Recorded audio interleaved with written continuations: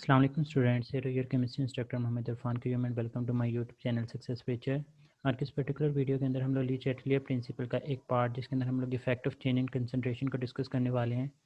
इसके अलावा ली Chatelier principal के अंदर प्रेशर, वॉल्यूम, टेम्परेचर, कैटलिस्ट के इफेक्ट के ऊपर भी वीडियोज़ है वो मैंने डाल दी हुई हैं यूट्यूब के ऊपर। उनकी लिंक्स है वो आपको डिस्क्रिप्शन के अंदर मिल जाएंगी।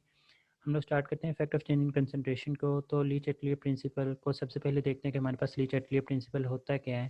फिर उसके बाद हम लोग effect of change in concentration की तरफ जाने की कोशिश करते हैं। सबसे पहले कहते हैं कि हमारे पास ली चैटलियर प्रिंसिपल की डेफिनेशन ऐसे चीज़ आपसे पूछी जा सकती है एमडीकैट के अंदर। तो कहते हैं first stress is apply to a system at equilibrium, कि हमारे पास कोई भी सिस्टम जो है वो इक्विलिब्रियम के ऊपर पड़ा हुआ है और आप लोग क्या करते हैं, आप लोग उस सिस्टम के साथ पंगा लेना शुरू कर देते हैं, उसको डिस्टर्ब करने की कोशिश करते हैं। तो स्ट्रेस एक किस्म का पंगा ही है। आप लोगों ने सिस्टम के साथ जो है वो पंगा ले लिया है, तो जब भी आप लोगों ने सिस्टम इक्विलिब्रियम के ऊपर मौजूद है उसके ऊपर स्ट्रेस अप्लाई करना है, तो सिस्टम जो होगा वो उसका कोई ना कोई रिस्पॉन्स करेगा। तो कहते थे system act in such a way, system उसका जो रद्द अमल देगा उस पंगे का वो इस तरह से देगा so as to nullify as far as possible, कि आपने उसके साथ जो पंगा लिया है वो उस पंगे के इफेक्ट को ख़त्म करने की कोशिश करेगा जिस हद तक उससे मुमकिन हो सकेगा, the effect of that stress. कि मतलब आपने सिस्टम जो कि इक्विलिब्रियम के ऊपर मौजूद है, आपने उस इक्विलिब्रियम को डिस्टर्ब किया, तो सिस्टम जो होगा वो इस तरह से उसका इफेक्ट करेगा कि दोबारा से इक्विलिब्रियम जो है वो अटेन करने की कोशिश करेगा। अब हमारे पास ली चैटलियर प्रिंसिपल जो है वो Newton third law of motion को फॉलो कर रहा होता है। कहा जाता है कि दुनिया के अंदर हर चीज़ जो है वो न्यूटन के थर्ड लॉ ऑफ मोशन को फॉलो करती है, कि हर एक्शन का एक रिएक्शन होता है। लेकिन जब हम लोग लड़ाई करते हैं, हम लोग किसी के एक थप्पड़ मारते हैं, तो वो बदले में हमारे पास 5 से 6 थप्पड़ मारा होता है, तो वहाँ पे हमारे पास वही Newton third law of motion जो है फॉलो नहीं हो रहा होता है। एनी हाउ प्रैक्टिकल लाइफ के अंदर हमारे पास Newton third law of motion हर किस्म की एक्टिविटीज़ के अंदर जो है हम लोग इसको फॉलो कर रहे होते हैं। इसी तरह से ली चैटलियर प्रिंसिपल भी यही कहता है कि अगर आप सिस्टम को स्ट्रेस देंगे, उसके कोई ना कोई उसके ऊपर एक्शन करेंगे, तो सिस्टम भी बदले में एक रिएक्शन करता है जिसके नतीजे में वो उस इफेक्ट को जो है वो ख़त्म करने की कोशिश कर रहा होता है।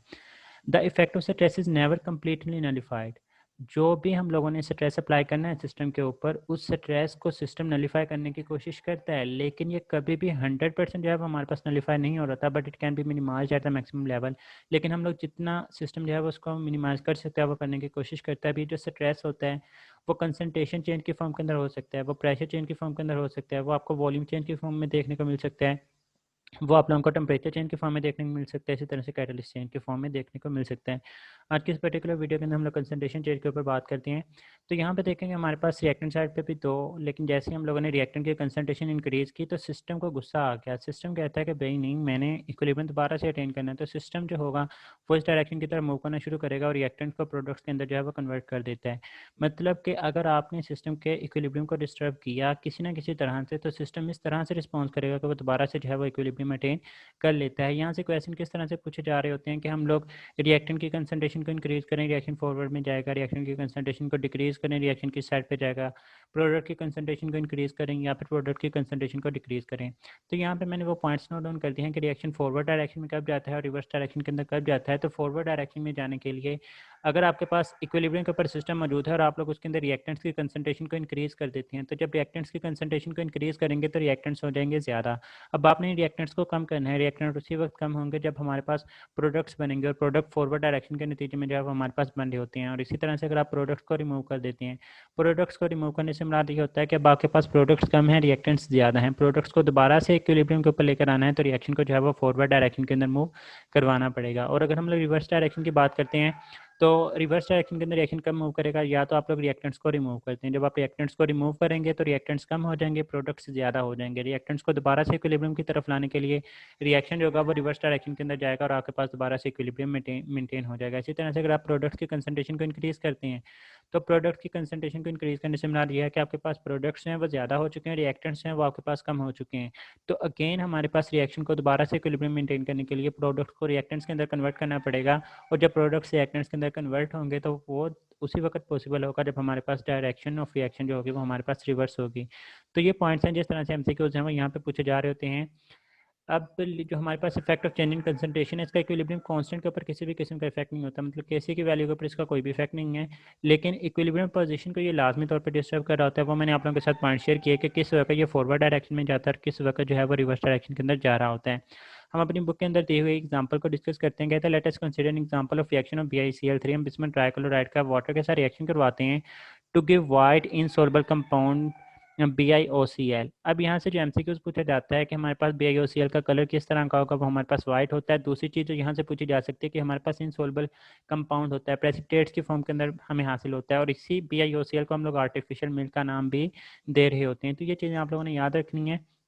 कहते हैं जो एक्वा सोल्यूशन ऑफ BiCl3 होता है ना, ये हमारे पास क्लाउडी होता है। मतलब जब आप लोग BiCl3 को वाटर के अंदर मिक्स करते हैं तो आपके पास जो प्रोडक्ट बनती है वो हमारे पास BiOCl बनती है, और यही जो BiOCl का कलर होता है वो हमारे पास एक्वा सोल्यूशन ऑफ BiCl3 जो क्लाउडी नेचर हम लोग कहते हैं, वो इसी चीज़ की नेचर होती है कि BiOCl जो है वो हमारे पास क्लाउडी नेचर का होता है because of hydrolysis and formation of BiOCl। कि जब हमारे पास BiOCl बन रहा होता है तो उस वक्त जो हमारे पास सोल्यूशन की नेचर होती है वो हमारे पास क्लाउडी होती है। तो अगर आपसे पूछा जाए कि यहाँ पे क्लाउडी नेचर किस चीज़ की होगी, तो हमारे पास ये जो BiOCl बन रहा है इसी की जो हमारे पास नेचर होगी वो हमारे पास क्लाउडी कलर की होगी। अब हमारे पास ये रिएक्शन है जिसके अंदर बिस्मुथ ट्राइक्लोराइड जो है वो वाटर के साथ रिएक्शन करता है, तो हमारे पास BiOCl बनता है और साथ में हाइड्रोक्लोरिक एसिड जो है वो हमारे पास बन रहा होता है। यहाँ पे आप लोगों के सामने मैं क्वेश्चन रख रहा हूँ, हर एक क्वेश्चन का आप लोगों ने खुद से आंसर करना है। वीडियो को पॉज करके यहाँ पे देखें कि what I have to do with HCl to move it forward, कि मैं HCl को क्या करूँ कि हमारे पास रिएक्शन जो है वो फॉरवर्ड डायरेक्शन के अंदर मूव करे। तो अगर मैं HCl को कम करूँगा तो हमारे पास प्रोडक्ट की कंसनट्रेशन कम हो जाएगी और रिएक्टेंट की कंसनट्रेशन जो है वो हमारे पास ज़्यादा हो जाती है। तो रिएक्टेंट की कंसनट्रेशन ज़्यादा होगी तभी हमारे पास रिएक्शन जो है वो फॉरवर्ड डायरेक्शन के अंदर मूव करेगा। तो आपको प्रोडक्ट्स को यहाँ से रिमूव करना पड़ेगा, मीन टू से आपके पास आंसर जो होगा वो रिमूव होगा। What you have to do with water to move it reverse, मैं वाटर के साथ ऐसा क्या करूँ कि रिएक्शन जो है वो रिवर्स डायरेक्शन के अंदर जाए। तो आपने वाटर रिवर्स लेकर आना है, तो रिवर्स जिस तरफ लेकर आना है उस तरफ कंसनट्रेशन कम होनी चाहिए, तो आपको वाटर को रिमूव करना पड़ेगा ताकि वाटर कम हो और हमारे पास रिएक्टेंट जो है वो रिवर्स डायरेक्शन के अंदर, तो यहाँ पे भी हमारे पास जो आंसर होगा वो रिमूव आ जाएगा। What I have to do with the BiCl3 to move it reverse, BiCl3 के साथ क्या करूँ। अब अगेन रिवर्स लेकर आना है, तो जिस तरफ लेकर आना है उस तरफ कंसनट्रेशन कम होनी चाहिए, तो BiCl3 को भी आपको रिमूव करवाना पड़ेगा ताकि रिएक्टेंट की कंसनट्रेशन कम हो, रिएक्शन जो है वो हमारे पास रिवर्स डायरेक्शन के अंदर प्रोसीड कर सके। What I have to do with HCl to move it reverse, मुझे HCl के साथ क्या करना पड़ेगा कि मैं इससे रिवर्स डायरेक्शन के अंदर प्रोसीड करूँ। तो अगर आपने रिएक्शन ऑफ जो हमारे पास डायरेक्शन ऑफ रिएक्शन है इसको रिवर्स करना है, तो आपको HCl की कंसनट्रेशन जो है वो आपको इंक्रीज़ करनी पड़ेगी ताकि HCl ज़्यादा हो, प्रोडक्ट ज़्यादा होंगे। जब प्रोडक्ट ज़्यादा होंगे तो हमारे पास रिएक्शन जो है वो रिवर्स डायरेक्शन के अंदर जाएगा, तो यहाँ पे आंसर जो होगा वो हमारे पास ऐड करना पड़ेगा। What I have to do with BiOCl to move it forward, अगर मैंने रिएक्शन को फॉरवर्ड डायरेक्शन के अंदर मूव करवाना है और BiOCl के साथ क्या करना पड़ेगा, तो ये जो BiOCl है मुझे इसे कम करना पड़ेगा ताकि BiOCl को अगर मैं कम करूँगा तो प्रोडक्ट्स कम हो जाएंगे, रिएक्शन जो है वो हमारे पास फॉरवर्ड डायरेक्शन में जाएगा, तो यहाँ पे रिमूव आ जाएगा।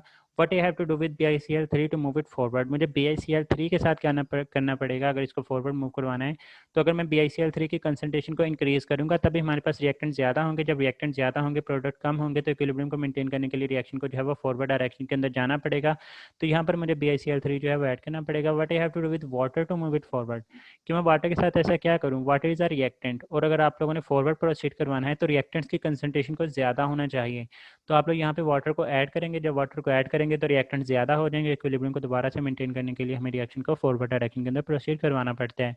What I have to do with BiOCl to move it reverse, BiOCl के साथ में क्या करूँ कि रिएक्शन रिवर्स हो, तो BiOCl इज़ अ प्रोडक्ट, और जब भी आपने रिएक्शन को रिवर्स डायरेक्शन के अंदर प्रोसीड करवाना हो तो प्रोडक्ट्स को आप लोगों को इंक्रीज करना पड़ेगा। जब प्रोडक्ट्स इंक्रीज हो जाएंगे, रिएक्टेंट्स कम हो जाएंगे, तो दोबारा से इक्विलिब्रियम मेंटेन करने के लिए आपको रिएक्टेंट्स ज़्यादा बनाने पड़ेंगे, और ये उसी वक्त होगा जब आपके पास प्रोडक्ट की कंसनट्रेशन ज़्यादा होगी। तो यहाँ पे हमारे पास जो आंसर आएगा वो हमारे पास ऐड आ जाएगा। होप्स हो कि आप लोगों को क्लियर हो चुका होगा कि हमारे पास इफेक्ट ऑफ चेंजिंग कंसनट्रेशन से डायरेक्शन ऑफ रिएक्शन के ऊपर जो है वो क्या इफेक्ट पड़ा होता है। अगर हम लोग रिएक्टेंट्स की कंसनट्रेशन को इंक्रीज करें तो हमारे पास जो रिएक्शन होगा वो फॉरवर्ड डायरेक्शन में चला जाएगा, अगर प्रोडक्ट्स की कंसनट्रेशन को इंक्रीज करते हैं तो रिएक्शन जो है वो हमारे पास रिवर्स डायरेक्शन के अंदर चला जाता है। यहाँ पे आप लोगों के सामने क्वेश्चन है, कहता है cloudiness of BiOCl can be disappeared by, कि हमारे पास जो BiCl3 बनता है, BiCl3 किस तरह से बनता है हमारे पास BiOCl, कि हम लोग BiCl3 का वाटर के साथ रिएक्शन करवाते हैं, तो वाटर के साथ रिएक्शन के नतीजे में हमारे पास जो प्रोडक्ट बनती है वो हमारे पास बनती है BiOCl, साथ में हमारे पास जो है वो HCl बन रहा होता है। अब कहते हैं आपने ये जो क्लाउडीनेस होती है ना इसको ख़त्म करना है। क्लाउडीनेस ख़त्म कब होगी, जब हमारे पास BiOCl जो है वो हमारे पास कम होगा, ये कम बनेगा, मतलब आपने BiCl की कंसनट्रेशन को कम से कम करना है, और ये उसी वक्त होगा जब हमारे पास डायरेक्शन ऑफ रिएक्शन जो है वो हमारे पास रिवर्स डायरेक्शन के अंदर रिएक्शन जो है वो जाना शुरू कर देगा। तो यहाँ पे आपको रिएक्शन को रिवर्स डायरेक्शन के अंदर लेकर जाना पड़ेगा, और रिवर्स रिएक्शन उसी वक्त पॉसिबल होगा जब आपके पास जो कंसनट्रेशन ऑफ रिएक्टेंट्स हैं, प्रोडक्ट्स हैं, वो हमारे पास ज़्यादा हो जाएंगे, रिएक्टेंट्स हैं वो हमारे पास कम हो जाएंगे। तो कहता है एडिंग BiCl3 क्या है, ये हमारे पास रिएक्टेंट है। अगर आप रिएक्टेंट की कंसनट्रेशन को इंक्रीज करेंगे तो रिएक्शन फॉरवर्ड जाएगा, BiOCl ज़्यादा बनेगा, क्लाउडीनेस ऑफ BiOCl जो है वो ज़्यादा से ज़्यादा होगी, ये ऑप्शन नहीं हो सकता। एडिंग वाटर, जब आप water is again a reactant, reactant को ज़्यादा करेंगे तो रिएक्शन फॉरवर्ड में जाएगा और हमारे पास BiOCl ज़्यादा बनेगा, ये भी राइट ऑप्शन नहीं है। एडिंग HCl, HCl हमारे पास क्या है, हमारे पास प्रोडक्ट है, जब आप प्रोडक्ट की कंसनट्रेशन को इंक्रीज करते हैं तो रिएक्शन जो है वो हमारे पास रिवर्स डायरेक्शन के अंदर जाता है, यही हमारे पास यहाँ पे जो होगा वो राइट ऑप्शन आ जाएगा कि adding HCl is our right option. फिर कहता है कि cloudiness of BiOCl can be increase by, तो ये भी मैंने आप लोगों के सामने एक्सप्लेन किया है कि BiOCl उसी वक्त ज़्यादा बनना शुरू होता है हमारे पास जब हमारे पास रिएक्टेंट की कंसनट्रेशन जो है वो ज़्यादा होगी। तो BiCl3 को अगर आप लोग ऐड करते हैं या फिर वाटर, दोनों रिएक्टेंट हैं, इनकी कंसनट्रेशन को इंक्रीज करेंगे तो आपके पास रिएक्शन जो है वो फॉरवर्ड डायरेक्शन में जाना शुरू कर देगा। तो यहाँ पे जो राइट ऑप्शन है वो हमारे पास डेल्टा आ जाएगा, both and B our right option. Next कहता है कि N2+3H2 मिलकर हमारे पास क्या बना रहे हैं, ये हमारे पास 2NH3 की फॉर्मेशन कर रहे हैं। Concentration of ammonia has been removed, हमने क्या किया, हमने अमोनिया को रिमूव कर दिया। अमोनिया इज अ प्रोडक्ट, जब आपने प्रोडक्ट की कंसनट्रेशन को कम किया, तो जब प्रोडक्ट की कंसनट्रेशन को कम किया तो रिएक्टेंट की कंसनट्रेशन क्या है, ज़्यादा हो चुकी है। तो दोबारा से इक्विलिब्रियम मेंटेन करने के लिए आप लोगों को रिएक्शन को जो है वो फॉरवर्ड डायरेक्शन के अंदर मूव करवाना पड़ेगा। तो यहाँ पे हमारे पास जो राइट ऑप्शन है वो फॉरवर्ड डायरेक्शन आ जाएगा कि हमारे पास रिएक्शन को जो है वो फॉरवर्ड डायरेक्शन के अंदर प्रोसीड करवाना पड़ेगा। इसी तरह से आप लोगों से क्वेश्चन पूछे जाते हैं। उम्मीद है कि आप लोगों को ये वीडियो पसंद आई होगी। अगर आप लोगों को वीडियो पसंद आई है तो अपने दोस्तों के साथ भी इसे शेयर करें। तो हमें याद रखिएगा। अल्लाह हाफिज़।